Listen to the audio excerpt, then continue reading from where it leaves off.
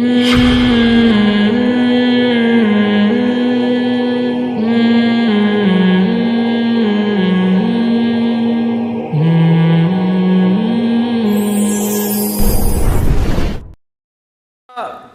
اگر نہیں کوئی پکارتا تو اللہ اس کا مطلب پھر یہ سمجھتے ہیں کہ یہ سمجھتا ہے کہ اس کو میری ضرورت نہیں ہے. یہ بہت بڑا جرم ہے. بات بات پہ اللہ سے دعا مانگا کرو. پیغمبروں کی کتنی دعائیں اللہ نے قرآن میں نقل کی ہیں. بات بات پہ دعائیں مانگتے تھے, بات بات پہ.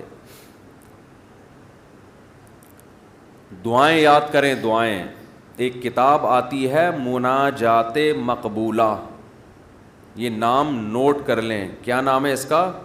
مناجات مقبولہ. ہر کتاب ہر لائبریری سے مل جائے گی, یہ جو جتنے بھی کتب خانے ہوتے ہیں نا. مولانا اشرف علی تھانوی رحمہ اللہ تعالی نے قرآن اور حدیث کی دعاؤں کو جمع کر کے ایک چھوٹی سی کتاب میں لکھ لیا ہے, ایک چھوٹی سی کتابچے میں جمع کر لیا ہے. قرآن کی دعائیں اور حدیث میں جو دعائیں, بہت جاندار دعائیں ہیں وہ. اچھا, دعا ایسی چیز ہے کہ جب جن الفاظ سے انسان مانگ رہا ہوتا ہے نا, وہ الفاظ بھی اس کے دل پہ اثر کر رہے ہوتے ہیں.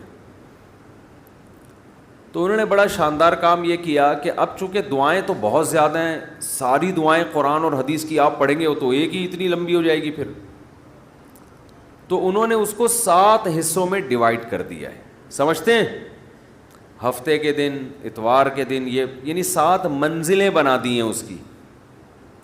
اس کا ترجمہ بھی ملتا ہے, یعنی وہ دعائیں عربی میں اور نیچے اس کا ترجمہ. آپ بے شک عربی نہ پڑھیں, ترجمہ پڑھ لیں. وہ روزانہ کا معمول بنائیں.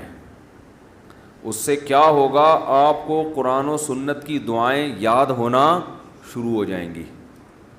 وہ ایسی جاندار دعائیں, ایسی جاندار. ان دعاؤں میں آپ کو لطف آنا شروع ہو جائے گا, چسکا لگ جائے گا. کیسی کیسی دعائیں دیکھو, ایک پڑھ کے سناتا ہوں. اللہم اقسم لنا من خشیتک ما تحول به بیننا وبین معصیتک.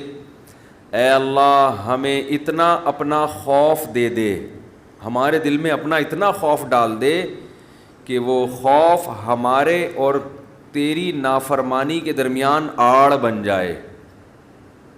سمجھ میں آ رہی ہے بات؟ زیادہ خوف نہیں چاہیے. زیادہ خوف پیدا ہو گیا تو زندگی کا مزہ کرکرا ہو جائے گا. جب آپ کے دل میں کسی چیز کا خوف مسلط ہو جاتا ہے تو لذتوں سے محروم ہو جاتے ہو آپ. دیکھو بچوں کے دلوں میں امتحان کا خوف ہوتا ہے نا, نہ کھا رہے ہیں نہ پی رہے ہیں. کراچی میں تو ایسا کوئی سیٹ اپ نہیں ہے, کوئی خوف ووف نہیں ہوتا. پنجاب میں دیکھا ہے ہم نے, بچوں کے پیپر ہونے والے, ایگزام ہونے والا, ایک دماغ پہ مسلط کر لیتے ہیں. زیادہ مسلط کریں گے تو پھر پڑھائی بھی نہیں ہوتی ان سے, ہاتھ پاؤں کانپنے لگتے ہیں. کراچی میں اللہ کا فضل ہے, یہ ٹینشن. کراچی میں جتنی بھی حکومتیں رہی ہیں اب تک کی رپورٹ کے مطابق, انہوں نے یہ بڑا فائدہ پورے سندھ میں الحمدللہ. یہ سندھ گورنمنٹ جب جتنی بھی رہی ہے اب تک, چاہے کسی کی بھی ہو, تو یہ الحمدللہ انہوں نے فیسلٹی دی ہے کہ کراچی کی عوام کو پڑھائی لکھائی سے الحمدللہ بالکل فارغ کر دیا ہے. لڑکوں میں پڑھنے کا رواج ہے ہی نہیں. کچھ دن پہلے میں آ رہا تھا سفر پہ, تو کراچی کا ایک لڑکا وہاں پڑھنے گیا ہوا تھا, اسلام آباد, ایبٹ آباد میں شاید کیڈٹ کالج, بال کیڈٹ کالج میں پڑھ رہا تھا. تو میں نے کہا کراچی میں, نارتھ کراچی میں کہیں رہتا تھا یا ناظم آباد میں, وہاں گیا ہوا. اس نے کہا بھائی ہمارے ابا اماں نے اچھا فیصلہ کیا, مجھے وہاں ایڈمیشن کرا دیا, میں پڑھ لیتا ہوں, چھٹیوں میں گھر آ جاتا ہوں. تو وہ بتا رہا تھا کہ یہ کراچی میں, وہ مجھے کہہ رہا تھا کہ ہم حیران ہوتے ہیں کراچی میں جان تو وہاں کوئی ہے ہی نہیں, پڑھائی لکھائی کی بات ہی نہیں ہے. کہہ رہے یہاں ہو تو ہر آدمی, میں نے دیکھا ہے پنجاب میں ہر بچہ پڑھائی کی بات کر رہا ہے, سب پڑھائی میں آگے نکلنے کی کوشش کر رہے ہیں, کچھ بزنس میں آگے جانے کی کوشش کر رہے ہیں. یہاں ہو تو پڑھے ہوئے ہیں. کراچی میں الحمدللہ پڑھے ہوئے ہیں لڑکے, پوری پوری رات کرکٹ کھیل رہے ہیں, اور ہم نے بھی بیان کر کے اپریشیٹ کر دیا. وہ کہہ رہے ہیں اب ٹھپا لگی, اب تو اور کھیلو. ہم نے تو اس لیے خوشی کا اظہار کیا تھا کہ چلو روزہ تو رکھ رہے ہیں نا, یہ مطلب تھوڑی تھا کہ کچھ بھی نہیں کرو. تو یہاں الحمدللہ یہ سہولت ہے کہ یہاں آپ پڑھنے کے علاوہ دنیا کا ہر کام کر سکتے ہیں کراچی میں. اور پڑھے بغیر آپ کو ڈگریاں مل جاتی ہیں, وہ الگ بات ہے, اپنا بھی بیڑا غرق اور قوم کا بھی بیڑا غرق ہوتا ہے. نہ خود کچھ آتا ہے, نہ ترقی تھوڑی کر سکتا ہے آدمی فالتو ڈگریاں لے کے, وہ پکڑا جاتا ہے کہیں نہ کہیں. ایک ہمارے مشہور ڈاکٹر تھے جو بڑے اچھے ڈاکٹر تھے, کیا ہیں ڈاکٹر, جب ان کی جعلی ڈگریاں پکڑی گئیں, لوگوں نے کہا یار ڈگری کو چھوڑو, بندہ میں قابلیت ہے. تو وہ تھوڑے دنوں میں قابلیت کبھی ایسی کی تیسی ہو گئی. جو اندر سے ہوتا ہے نا تھوڑے دنوں میں آدمی وہ آ جاتا ہے, آپ چھپا نہیں سکتے زیادہ عرصہ. تو جعلی ڈگریاں جعلی ہی ہوتی ہیں, پکڑا جاتا ہے آدمی. تو میں یہ بتا رہا تھا کہ قرآن کیا کہتا ہے, حدیث کیا کہتی ہے, نبی نے دعا سکھائی کہ اے اللہ اتنا خوف, زیادہ خوف مسلط ہو گیا تو پڑھائی سے بھی گئے, نیند سے بھی گئے, کھانے سے بھی گئے. تو اللہ کا بھی اگر زیادہ خوف پیدا ہو گیا صحت بھی خراب ہوگی. بعض لوگوں کے دل میں جہنم کی آگ کا بہت خوف مسلط ہو جاتا ہے, وہ عبادت سے بھی جاتے ہیں, پھر وہ لائف کو جتنا انجوائے کرنا چاہیے جو شریعت نے اجازت دی اتنا بھی نہیں کر پاتے. تو اس لیے ہمارے نبی نے دعا سکھائی, اللہم اقسم لنا من خشیتک ما تحول به بیننا وبین معصیتک. یہ میں مناجات مقبولہ کی دعاؤں کا ایک تھوڑا سا تعارف پیش کر رہا ہوں آپ کے سامنے کہ کتنی پیاری دعائیں ہیں. اے اللہ ہمیں اتنا خوف اپنا دے دے جو ہمارے اور تیری نافرمانی کے درمیان آڑ, کیونکہ خوف کا مقصد ڈرنا برائے ڈرنا نہیں ہے, خوف کا مقصد ہے جہنم سے بچنا, اور وہ جب بچیں گے جب گناہ سے بچیں گے. تو کم سے کم اتنا خوف تو ہو کہ جب گناہ کی طرف دل مائل ہو تو تیرا خوف رکاوٹ بن جائے, گناہ سے روک لے ہم کو. وَمِن طَاعَتِكَ مَا تُبَلِّغُنَا بِهِ جَنَّتَكَ, اپنی اطاعت کا اتنا جذبہ دے دے جو ہمیں جنت تک پہنچا دے. کیا ہو گیا بھائی, کیا ہوا؟ اچھا, وَمِن طَاعَتِكَ مَا تُبَلِّغُنَا بِهِ جَنَّتَكَ, یہ اسی کی تکمیل ہے. وَمِنَ الْيَقِينِ, یہ بڑا پیارا جملہ ہے, وَمِنَ الْيَقِينِ مَا تُهَوِّنُ بِهِ عَلَيْنَا مَصَائِبَ الدُّنْيَا. اے اللہ اپنا اتنا یقین دے دے, اتنا یقین, تیری ذات پہ اتنا یقین آ جائے کہ تو سب کچھ کرنے والا تو ہی ہے, اتنا یقین آ جائے کہ دنیا کی مصیبتیں ہلکی لگنے لگیں, ڈپریشن میں نہ جائیں ہم مصیبتوں کی وجہ سے. جو اللہ کو نہیں مانتے نا, جب وہ دیکھتے ہیں کوئی ٹینشن آ رہی ہے تو وہ کہتے ہیں یار اس ٹینشن کی یہ وجہ ہے اور یہ وجہ تو ختم نہیں ہوگی, تو میں تو ٹینشن میں زندگی گزاروں گا, وہ خودکشی کی طرف جائیں گے.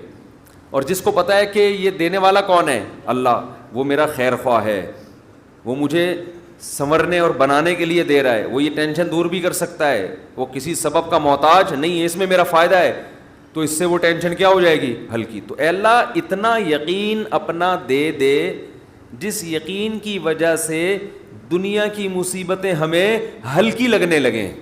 اگر اتنا بھی یقین نہیں ہے تو یہ یقین نہیں ہے. وَمِنَ الْيَقِينِ مَا تُهَوِّنُ بِهِ عَلَيْنَا مَصَائِبَ الدُّنْيَا وَمَتِّعْنَا بِأَسْمَاعِنَا وَأَبْصَارِنَا وَقُوَّاتِنَا أَبَدًا مَا أَبْقَيْتَنَا. اے اللہ تو نے ہمیں آنکھ کی نعمت دی, سننے کی نعمت دی, بولنے کی نعمت دی, چلنے کی اور بات کرنے کی, یہ تمام نعمتیں جب تک ہماری زندگی ہے یہ نعمتیں ہم باقی رکھنا, معذوری سے ہمیں بچانا.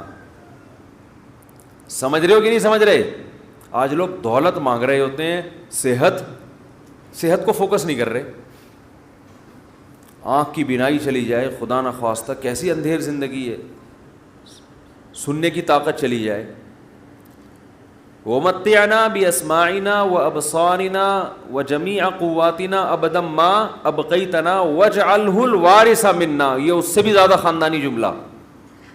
کافر بھی چاہتا ہے کہ میری آنکھوں میں دیکھنے کی طاقت, کانوں میں سننے کی طاقت, زبان میں بولنے کی طاقت, میری تمام جو جسم کے پارٹس ہیں وہ صحیح رہیں تاکہ میں دنیا کی نعمتوں سے مزے اڑاؤں. تو اللہ ہم صرف اس لیے نہیں کہہ رہے کہ یہ تمام چیزیں باقی رکھ, کہ ہم دنیا میں مزے اڑائیں, دنیا میں بھی لذت, اور یہ جو تو نے ہمیں طاقتیں دی ہیں یہ آخرت میں بھی ترقی کا ذریعہ بن جائیں, تو ڈبل مزے ہو گئے کہ نہیں ہو گئے ہے بھائی؟ کیونکہ جس آدمی میں قوت اور طاقت نہیں ہوتی مختلف چیزوں کی, وہ آخرت کے کام بھی زیادہ نہیں کر سکتا. تو وَاجْعَلْهُ الْوَارِثَ مِنَّا, ان کے اثرات باقی رہے, قیامت کے دن فائدہ ہو.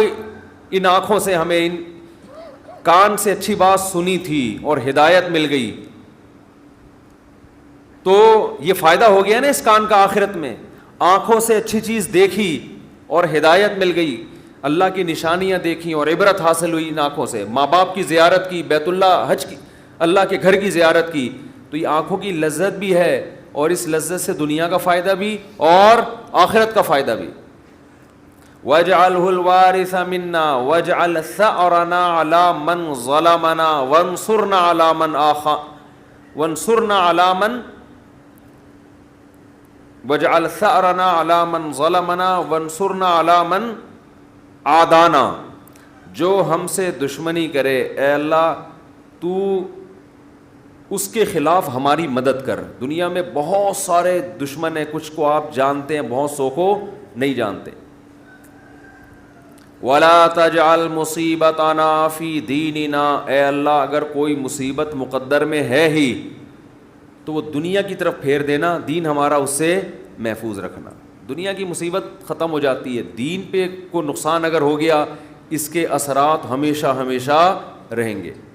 وَلَا تَجْعَلْ مُصِيبَتَنَا فِي دِينِنَا وَلَا تَجْعَلِ الدُّنْيَا أَكْبَرَ هَمِّنَا. یہ جب مانگا کرے نا خوب شوق سے, اس کا مفہوم سوچ سوچ کے, اے اللہ دنیا ہمارا بڑا غم نہ بنا دینا, کہ ہماری بڑی چاہت ہی کیا ہو. آج آپ دیکھیں, آپ کسی سے پوچھیں تجھے دنیا میں سب سے بڑی ٹینشن کیا ہے, وہ کیا بزنس. تیرا سب سے بڑا مسئلہ کیا ہے, صحت. تیرا سب سے بڑا مسئلہ کیا ہے, بیوی ٹھیک ہو جائے. تیرا سب سے بڑا مسئلہ کیا ہے جو تو چاہتا ہے, یار میرا سب سے بڑا مسئلہ ہے میری شادی ہو جائے. تیرا سب سے بڑا مسئلہ کیا ہے, یار ابا ٹھیک ہو جائیں. تیرا سب سے بڑا مسئلہ کیا ہے, یار میرے بال نہیں ہیں سر پہ, میں سارا دن اسی کوشش میں لگا رہتا ہوں سر پہ بال نکل آئیں. بھائی تیرا سب سے بڑا مسئلہ کیا ہے, بھائی مجھے اللہ نہ کرے کینسر ہے, میرا سب سے بڑا مسئلہ اس وقت یہ بن چکا ہے میرا کینسر کسی طرح سے ٹھیک ہو جائے. بھائی تیرا سب سے بڑا مسئلہ کیا ہے, یہ لوگوں کی آپ سروے کریں تو یہی ہوگا نا. سمجھ میں آ رہی ہے بات؟ اکبر ہمینا کا مطلب سب سے بڑا مسئلہ, سب سے بڑی ٹینشن. بھائی تیرا سب سے بڑا مسئلہ کہ یار میرے بچے میرے قابو میں نہیں ہیں, میری سب سے بڑی خواہش ہے میرے بچے انسان کے بچے بن جائیں. بھائی تیرا سب سے بڑا مسئلہ کیا ہے, بھائی اس کا سب سے بڑا مسئلہ اس کو خدا نخواستہ فالج ہوا ہوا ہے, اس کی ابھی سب سے بڑی کوشش یہی کہ فالج ٹھیک ہو جائے اس کا. نبی دعا سکھا رہے ہیں یہ کبھی بھی ہمیشہ اللہ سے پناہ مانگو, اے اللہ یہ چیزیں میرے مسئلے تو رہیں, سب سے بڑے مسئلے نہ رہیں. سب سے بڑا مسئلہ ایک ہی ہو, آخرت. بھائی یہ مسئلہ ختم ہو گیا, کوئی دوسرا مسئلہ آ جائے گا آپ کے ساتھ. کیا خیال ہے؟ ادھر میری طرف دیکھیں نا, ادھر کیوں دیکھ رہے ہیں؟ ابھی آپ کا سب سے بڑا مسئلہ ہے میرا بیان سنیں, آپ بیٹھ گئے. اچھا مجھے کچھ اس وجہ سے دیکھ رہے تھے آپ مجھے. اچھا ٹھیک ہے, ٹھیک ہے, میں اس میں دیتا ہوں دعا میں. 4 لاکھ روپے پہ جمع ہوا ہے, ابھی جمع کرنا ہے 25-30 لاکھ, اس کے لیے تھوڑی سی. اچھا میں جمعے کی نماز کے بعد دیتا ہوں.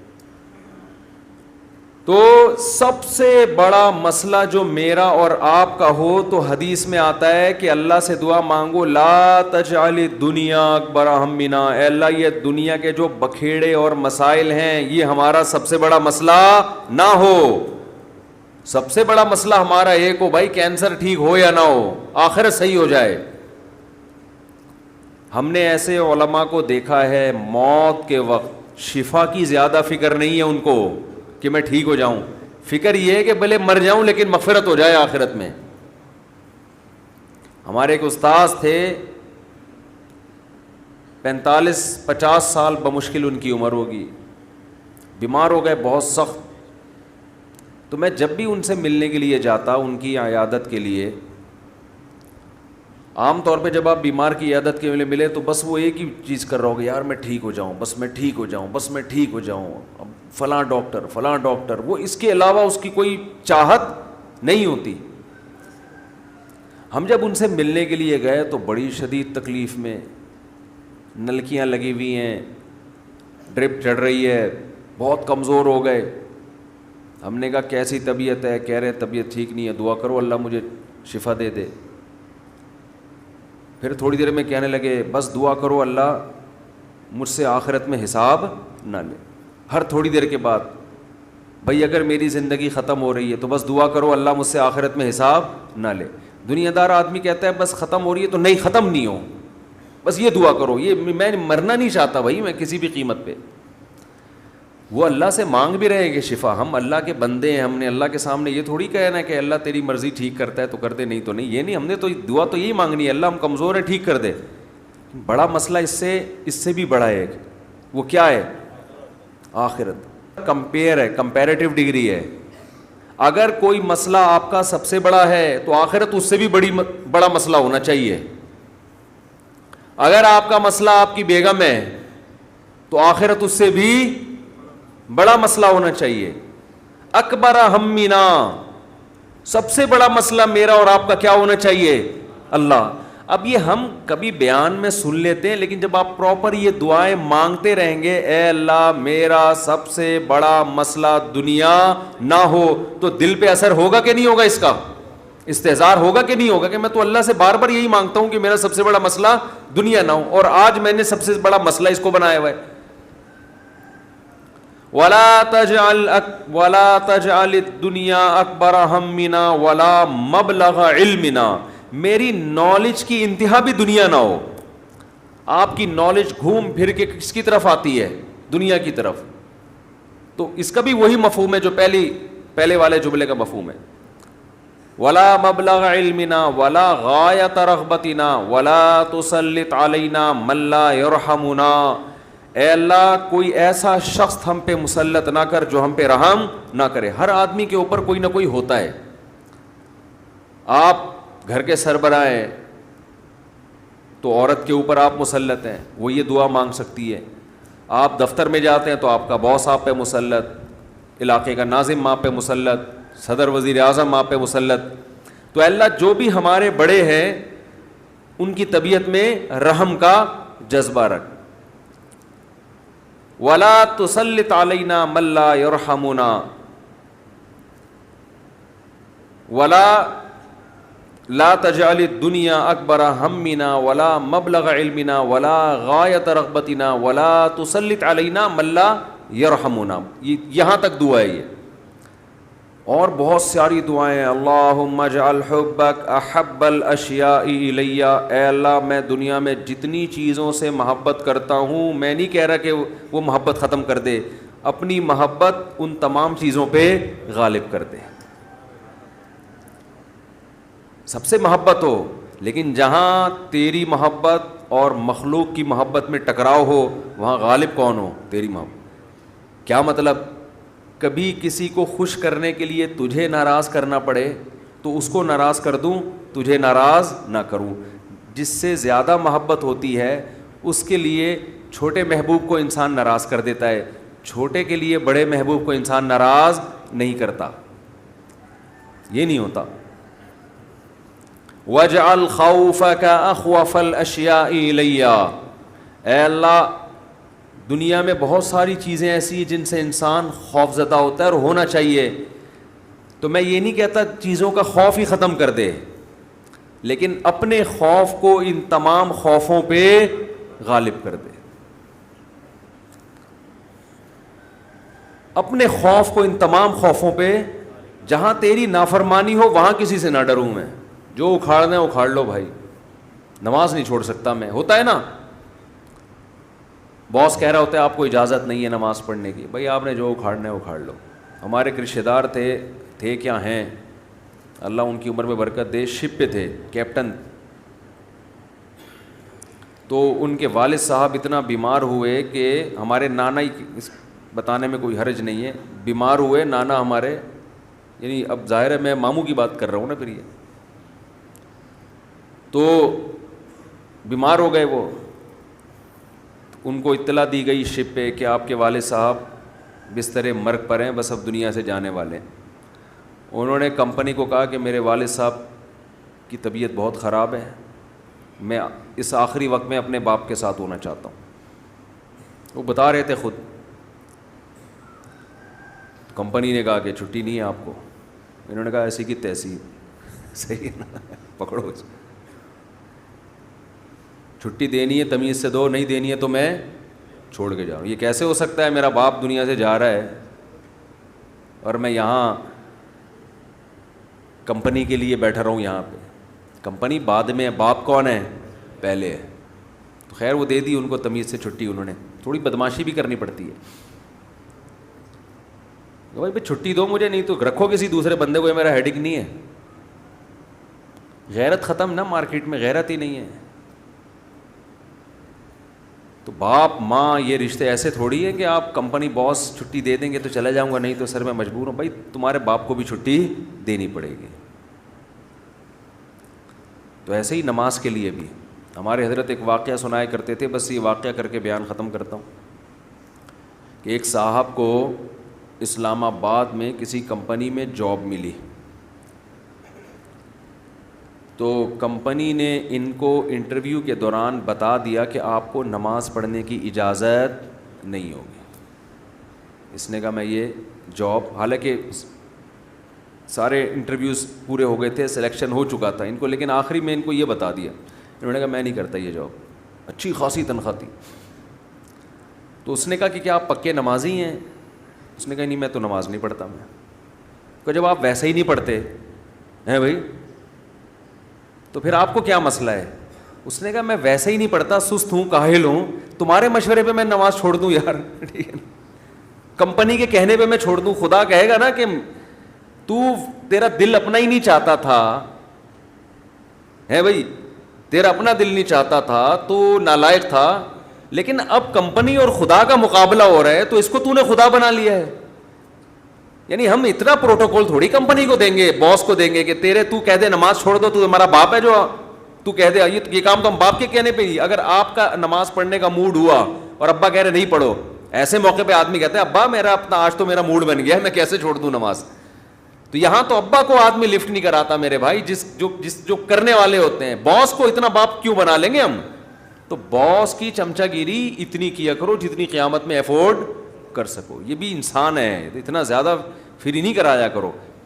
میں یہ نہیں کہہ رہا اپنے باس سے بدتمیزیاں شروع کر دیں, آپ بد کلامیاں شروع کر دیں, عزت دینی چاہیے, لیکن اللہ سے آگے تھوڑی نکالنا ہے اس کو, اللہ سے آگے تھوڑی رکھنا ہے. تو ہمارے حضرت کو وہ بڑا پسند آیا بے نمازی, کہا کہ دیکھو غیرت ہے اس میں.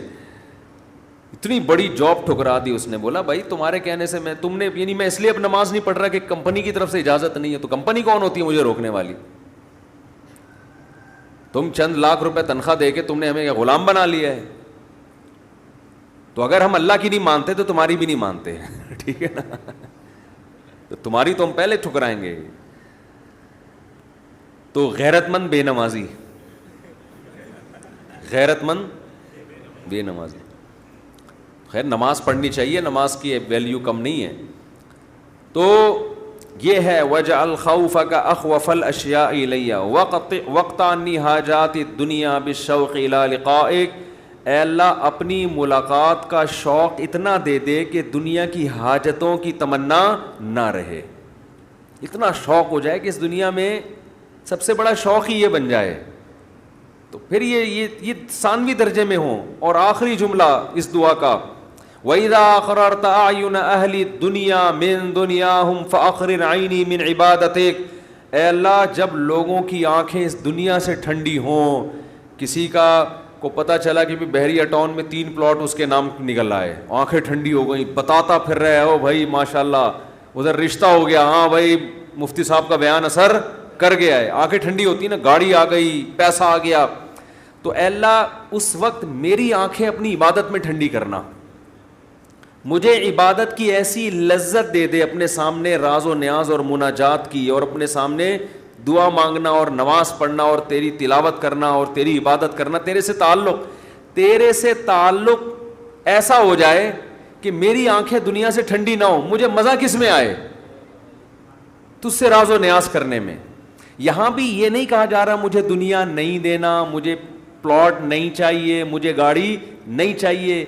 چاہیے بھائی, کون مستغنی تھوڑی ہے ہم اللہ سے, سب کچھ چاہیے, لیکن جو لذت ہو نا, لذت وہ ان چیزوں میں نہیں ہو, ان ٹکڑوں میں, کھلونوں میں. لذت کس میں ہو؟ آخرت میں, تجھ سے تعلق میں. تو وہ خرید لیں مناجات مقبولہ, کیونکہ دعائیں تو بہت ہیں نا, ہم کن کن دعاؤں پہ بیان کرتے رہیں. تو ایک دن ہفتے کو آپ نے جو اس میں لکھا ہوا ہے ہفتے کو یہ پڑھے, اتوار کو, آسانی کے لیے, ترتیب کے لیے. تو اس سے پورا ہفتہ 1 دن 2 دن 3 دن 4 دن پھر پڑھتے رہیں گے تو وہ دعائیں آہستہ آہستہ آپ کو یاد ہونا شروع ہو جائیں گی. پھر ایک دن آپ آٹو پے ہو جائیں گے, ٹھیک ہے نا. جیسے میں بعض چیزوں پہ آٹو پے ہو گیا ہوں, خود بخود منہ سے نکلنا شروع ہو جاتی ہیں, خود بخود. کچھ چیزیں ہیں وہ پھر کبھی بیان میں بتاؤں گا انشاءاللہ. تو وہ آٹو پہ آ گیا ہوں میں, تو وہ خود بخود ہونا شروع, تو وہ آپ کو دعائیں آہستہ آہستہ خود بخود یاد, اور آپ کو محسوس ہوگا آپ کے دل کی کیفیت آہستہ آہستہ چینج ہو رہی ہے. اللہ تعالیٰ سمجھنے کی, عمل کی توفیق عطا فرمائے.